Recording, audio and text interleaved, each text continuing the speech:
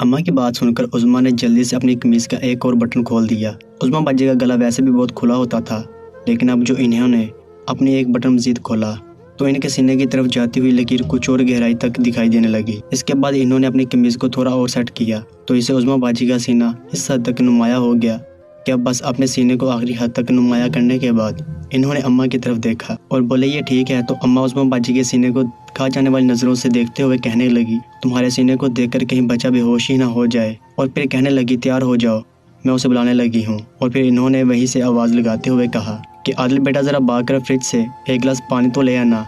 अम्मा की बात सुनकर आदिल खान ने अपनी चाय की प्याली वहीं रखी और उठकर अंदर चला गया और थोड़ी ही देर बाद वापस आया तो इसके हाथ में पानी का गिलास था जो इसने आकर अम्मा को पकड़ाने लगा। तो वो बोले, अरे मुझे नहीं बेटा, अपनी आंटी को दो। और आदिल ने उज़्मा बाजी की तरफ पानी का गिलास बढ़ा दिया। उज़्मा बाजी ने इसकी तरफ देखते हुए पानी का गिलास पकड़ने से पहले अम्मा की तरफ देखते हुए कहा, नीलो बाजी आज वाकई ही गर्मियाँ या मुझे ऐसा लग रहा है। और इसके साथ ही बड़े तरीके से अपने दुपट्टे को अपने सीने से हटा दिया। इधर अम्मा ने एक नज़र किचन की तरफ देखा और बोली, हाँ उज़्मा आज वाकई बड़ी गर्मी है। इधर आदिल ने जैसे ही गिलास पकड़ाने के लिए उज़्मा बाजी की तरफ देखा तो इसकी नज़र बाजी उज़्मा के सीने पर पड़ गई, जो इस वक्त साफ छुपती भी नहीं और सामने आती भी नहीं वाले महवारे के एन मुताबिक हो चुकी थी।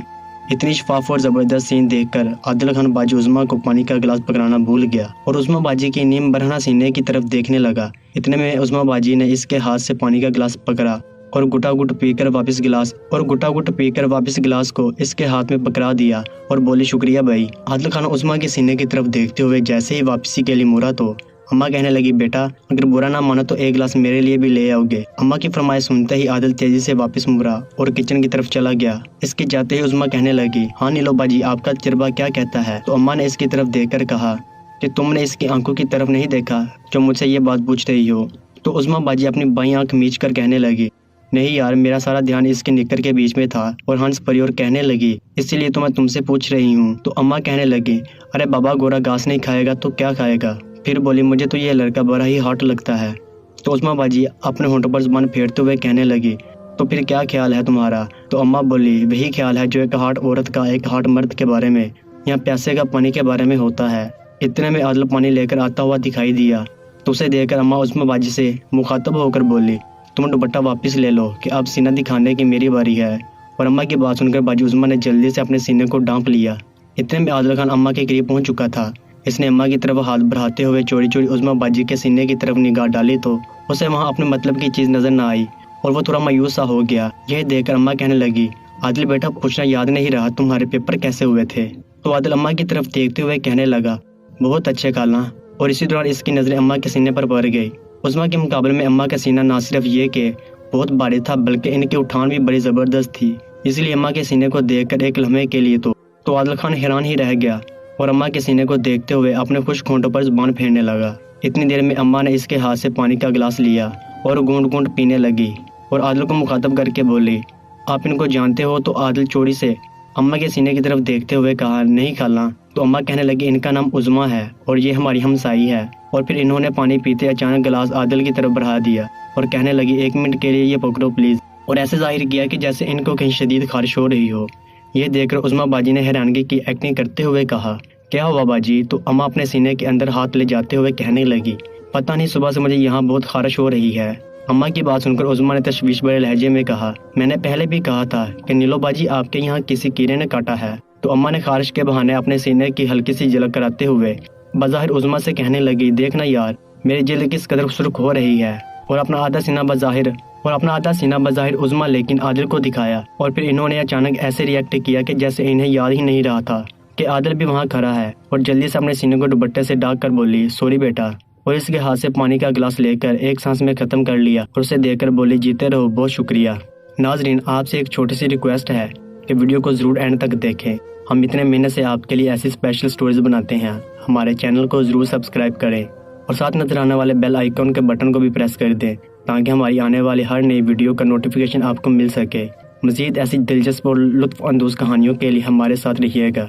जैसे ही आदिल ग्लास लेकर वापस मुड़ा तो अचानक मेरी निगाह इसके निक्कर पर पड़ गई तो मैंने देखा कि इस वक्त उसकी निक्कर तंबू बनी हुई थी। इसके जाते ही उज़्मा ने अम्मा की तरफ देखा और बोली, आप बड़ी उस्ताद हो नीलो बाजी। तो अम्मा कहने लगी, किथे यार। लेकिन उज़्मा ने इनकी बात को सुनी अनसुनी करते हुए कहा, अम्मा की तरफ देखा और अपने होंठों पर जुबान फेरते हुए बोली, कब तक? तो अम्मा बोली, थोड़ा सब्र कर लो, पहले मुझे तो इस चिकने को चखने दे। फिर इसके बाद अम्मा और उस्मा बाजी बेचारे आदिल के बारे में गुफ्तगू करने लगी। इस दौरान मुझे बड़े ज़ोर की हाजत लग गई थी, इसलिए मैं वॉशरूम में चली गई और इस दौरान भी अम्मा और उस्मा के बारे में सोचती रही कि देखो ये दोनों कब इससे अपनी ख्वाहिश पूरी करवाती हैं। और फिर मैंने दिल ही दिल में तय कर लिया कि मैं इन दोनों का लिज्जत से ये शो ज़रूर देखूंगी और आने वाले वक्त का इंतजार करने लगी। लेकिन इससे पहले एहतियातन मैंने एक दफ़ा फिर से अम्मा के कमरे का इसी हिसाब से जायज़ा लिया कि अम्मा का शो किस एंगल से अच्छा नज़र आएगा। लेकिन काफ़ी तलाश के बाद भी मुझे ऐसी कोई जगह न मिली कि जहाँ से मेरा काम हो सकता था। आखिर मैंने इस काम को वक्त की मुनासबत के करने का फैसला किया और कमरे से बाहर आ गई। और इसके बाद मैंने अम्मा को नोट करना शुरू कर दिया और मैंने देखा कि अम्मा बड़े ही मोहतात अंदाज में आदिल को अपनी तरफ मतवजा कर रही थी। मौका बा मौका वो आदिल को अपने सीने का भरपूर नज़ारा करवाती थी और कभी कभी अपनी मोटी हिप का भी दर्शन करवा देती थी। अम्मा का ये अंदाज देख देख कर धीरे धीरे आदिल भी अम्मा में दिलचस्पी लेना शुरू हो गया था। लेकिन वो अम्मा के मर्तबे को सामने रखते हुए बहुत झिझक रहा था। लेकिन इसके बावजूद चोरी चोरी हवस भरी नज़रों से अम्मा के सीने को देखा करता था। पूरे घर में वही बात फर्क थी कि जो इन दोनों के दरमियान कम होते हुए फासलों को बगौर जायजा ले रही थी। मैं इन दोनों की ये सारी बातें नोट कर रही थी, लेकिन मैंने इस बात का जिक्र अतिया भाभी से नहीं किया था और ना ही अपनी अम्मा के बारे में इनसे कोई ऐसी बात करने का इरादा भी था। एक दिन का जिक्र है कि कॉलेज से वापसी पर जब मैं अतिया भाभी के कमरे में पहुंची तो वो बड़ी तैयार हो रही थी। तो मैंने समझा कि वो आदिल के साथ कहीं घूमने जा रही हैं, क्योंकि जब से आदिल आया था वो दोनों बहन भाई फाइक भाई के साथ हर दूसरे तीसरे दिन कहीं ना कहीं घूमने चले जाते थे। इसलिए भाभी को तैयार होते देख मैंने इनसे पूछा कि आज कहाँ की तैयारी है। तो प्यारा सा मुंह बनाकर कहने लगी, नहीं यार, आज हम आदिल के साथ नहीं बल्कि एक बड़ी ही बोरिंग जगह पर जा रहे हैं। तो मैंने इनसे पूछा कि लाहौर में ऐसी कौन सी जगह है तो आपको इतनी बोर लगती है कि इसके लिए तैयार होते हुए आपका मुंह बना हुआ है। मेरी बात सुनकर भाभी ने मेरी तरफ देखा और कहने लगी, तुम गलत समझी हो, मैं आदिल के साथ नहीं बल्कि मैं फाइक के साथ होटल में इसकी सालाना मीटिंग अटेंड करने जा रही हूँ। तो मैंने इससे कहा कि सालाना मीटिंग में आपका क्या काम? तो वो कहने लगी, यार पहले एक जलसा होगा जहाँ पर इनका क्रूज बॉस कंपनी की कारकर्दगी के बारे में बताएगा कि इस साल कंपनी ने कितना मुनाफा कमाया। फिर इसके बाद तकरीर होगी और आखिर में खाना। तो मैंने भाभी से कहा, इसमें इतना मुंह बनाने की क्या बात है? तो भाभी कहने लगी, तुम नहीं समझोगी, और जल्दी जल्दी तैयार होने लगी। भाभी को तैयार होते देखकर उनके कमरे से बाहर निकलने लगी और जैसे ही मैं वापसी के लिए मुड़ी तो अचानक भाभी कहने लगी, उम्मा यार हो सकता है उनको वापसी पर कुछ ज़्यादा ही देर हो जाए, तो तुम ऐसा करना कि आदिल को टाइम पर खाना वगैरह दे देना कि इसको किसी और से खाना मांगते हुए शर्म आती है। इस पर मैंने भाभी से पूछा कि भाभी आदिल आप लोगों के साथ नहीं जा रहा? तो वो कहने लगी, नहीं यार, ऐसी बोरिंग जगह पर वो जाकर क्या करेगा। फिर बोली, वैसे मैंने इससे पूछा था लेकिन इसने साफ इनकार कर दिया है कि वो नहीं जा रहा।